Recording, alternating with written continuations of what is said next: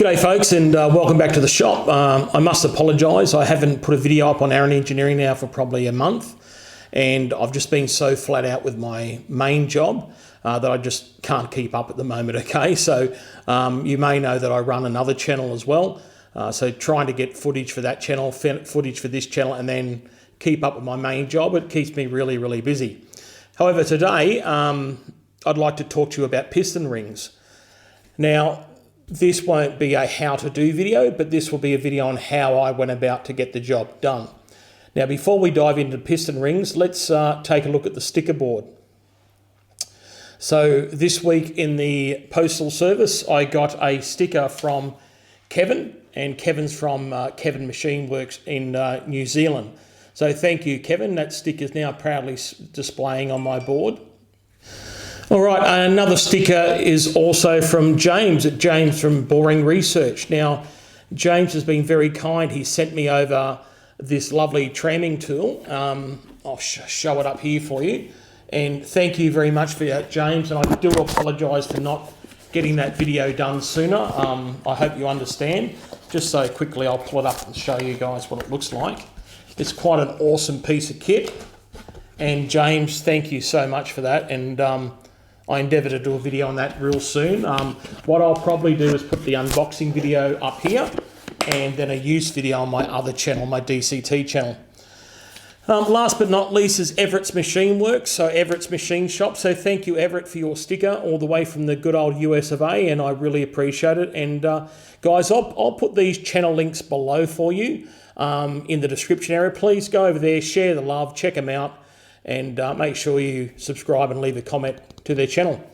Alrighty, getting back to piston rings. So, right, you're probably wondering what is all this about, okay? And if you've been watching or following me on Instagram, I've given it away, all right? So what this is an old air compressor unit, okay? And I'm converting it into a 4-stroke engine. Now, it's nothing new. It's been done before on YouTube. However, I wanted to have a crack myself to see if I could get it done. Now, the compressor unit came from my teacher aide at school, so Andrew Bannister, thank you, mate. He gave it to me for free. Now, when I stripped it down, I realised that it didn't have any piston rings. Now, maybe it had some sort of different piston ring on it, maybe some sort of seal, or I'm not too sure. However, to turn it into a 4-stroke motor here today, I'll need to make 2 piston rings. Now, to do this, guys, I've obviously watched a lot of videos. I've never made piston rings before, I'll be absolutely honest with you. I have seen them being made, especially for a big steam train. Now, many, many years ago, before I was a school teacher, I worked as a maintenance fitter for a large theme park on the Gold Coast called Dreamworld, okay? And they had some sugar train locos. They converted into to make them look like old-fashioned locos. I think they ran a 2-foot gauge. Now, I remember Kim was one of the fitter and turners there, and he made a big set of cast rings for the piston for that steam train. So I had seen it done. I couldn't remember how Kim had done it because we're talking nearly 25 to 30 years ago, okay? Yes, I'm bloody old. So anyway, in my little workshop today, I found a bit of cast that I had in stock, and would you believe it just fitted in the bore? Like, you know, it's that close, it isn't funny. So what I did, I knocked up a set of rings, okay? But guess what? Now, they're a big, thick ring, and I heat treated them as well. But sausage fingers broke one, okay? Now, the reason I broke it was I got the rings onto the piston without a problem. When inserting the barrel over the top, the first ring compressed and went in fine. When I got to the second ring, I must have stuffed up ever so slightly on my measurement, and the ring wouldn't compress enough to allow the barrel to slip over. When I say not enough, it was like 0.05 of a mil or something stupid, all right? So anyway, I thought, bugger, I'll have to make a new set of rings, or I was going to be a Humpty Dumpty and get in there with a Dremel and fix it. Anyway, as I tried to expand the rings, well, you guess what? Yep, sausage fingers broke the ring. So much to my disgust, I had to make a second set of rings, all right? So full disclosure. Now, it's not as difficult as I thought it would be. You know, I started asking around people, oh, you've got to make special tools and that.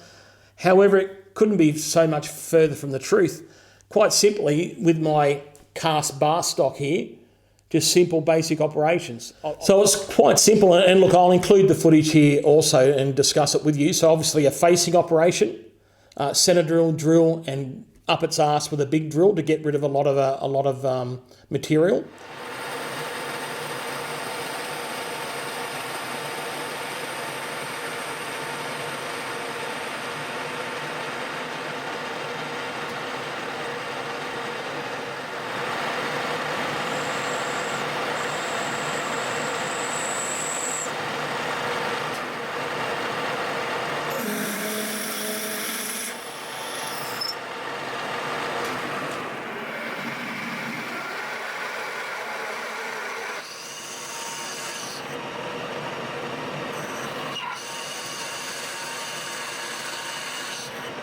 Now, once I'd bored it internally to size, obviously come in with my high-speed steel parting off bar and part the ring off. Now, to cut the ring, I just simply place the ring in my vise and just use my Dremel, and got my Dremel in there and just with a cutting disc and cut the ring.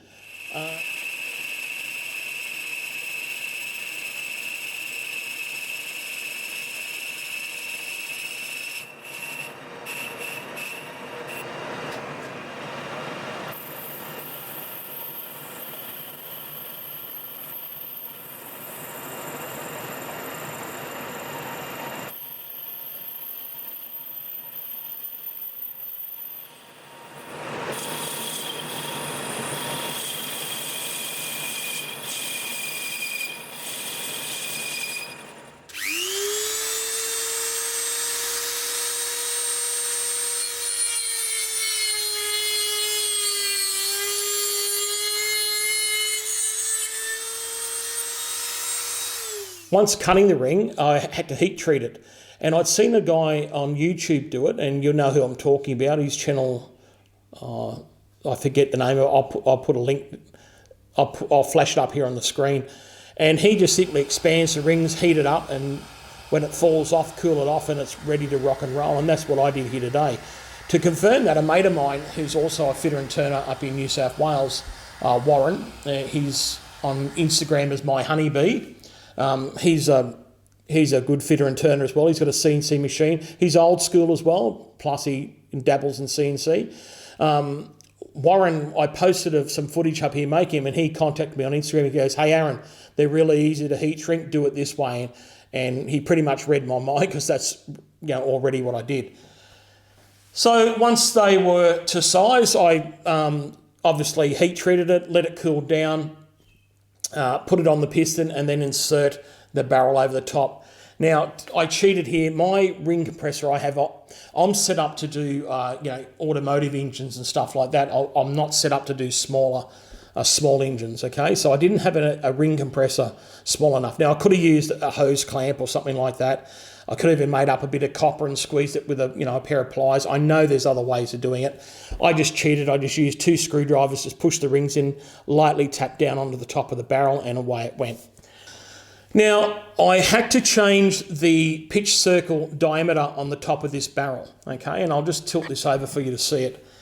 And you might be able to see, might be a little bit out of focus, because I've got manual focus turned on at the moment, so I stay in shot. You can see I had to braze up the hole.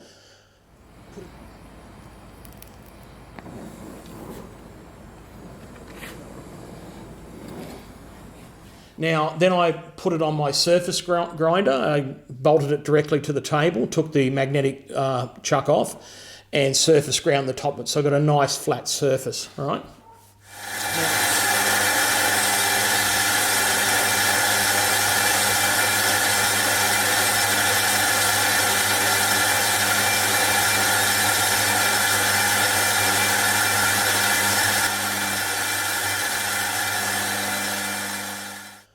Put it back in my milling machine and re-drill it, and then helicoil it, okay? Now,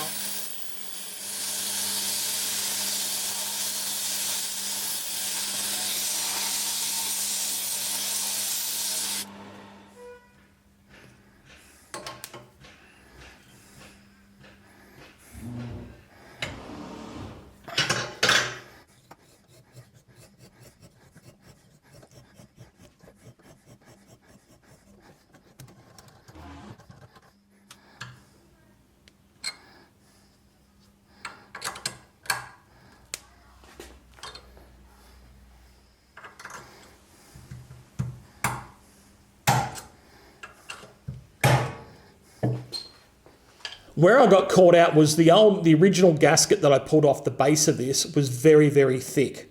Okay, so when I put the barrel on without a gasket, the piston was protruding out of the top quite a bit. So to rectify that, when I bought my gasket paper, I had to make 2 paper gaskets, and then I used a Coke can sandwich. So I got a bit of aluminium can and cut it the exact same size as the gasket. So I had gasket paper, aluminium can, and another piece of gasket paper, and that brought it right up here. Now I'll turn the motor over so you can see it here just gently with the shifter on it, and you might be able to see the piston come into shot there now, and it's just slightly below top dead center, and that's what you want. Okay, I didn't want it to go, the piston to go past top dead center, because otherwise we're going to have a knock on the cylinder head. Okay, now you're probably wondering, what am I sticking on this? Am I making a head? No, I'm not. I'm cheated. I went and bought a Chonda. For those that don't know, a Chonda means Chinese Honda. It's a clone copy of the old Honda postie bikes. Okay, so I bought a second-hand motor, stripped it down in here. I'll keep certain parts, and this cylinder head now is the same bolt pattern that I've made for the top of mine there, okay? So that cylinder head will go on. I'll have to extend the camshaft out the top and pick it up with a timing chain off here. Now, this motor is not going to power anything. It's, you know, it's to design. I just want to have a proof of concept. I want to see if I can do it. If it fires and runs, hey, good. Okay, if it doesn't, I really don't care. It'll be a showpiece. There's something to talk about. All right, so that's what I'm doing with this motor, and you can watch me progress as I go through this. Well, there you have it. I hope you got something out of the video. It's always great to touch base with you guys again, and you can see what I'm up to in my little home workshop. And it's, you know, may I encourage you and, you know, others to get out there and get in your workshop and make stuff. It's really, hey, a couple of reasons. It's really good for your mental health, and B, it's really great to get away from the missus. Okay.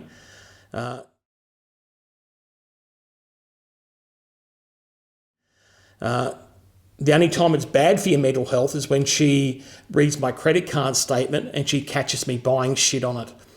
Now, coming up in a future video, I've just bought an indexing head. Shit, I'll make sure I delete that because she'll hear me say it. She watches my videos. She who must be obeyed. Okay, I've got it. So I've just bought an indexing head. She's been asking me, it's my birthday this week and I'll be 53 years of age. And she's going, what do you want for your birthday? I said, no, it's all right, darling. I don't want anything. You know, just, you know, buy me a pizza or something like that, whatever. I'm happy with that. But I bought this indexing head, so I'll use that for my birthday, all right? Now, I've got to make sure I don't make the same mistake as last year. So, as you know, on your birthday, when you've been married as long as I have, your birthday becomes a special occasion, if you know what I mean. Wink, wink, nudge, nudge. So last year I thought I'd get ready. I got home before her and I was waiting for her with nothing on. And she opened the door and she goes, what are you doing? I said, it's my birthday. I'm wearing my birthday suit for you. She goes, Christ, you could have ironed it first. I've just got to take this call. Give me 1 minute. G'day, Aaron Powder speaking.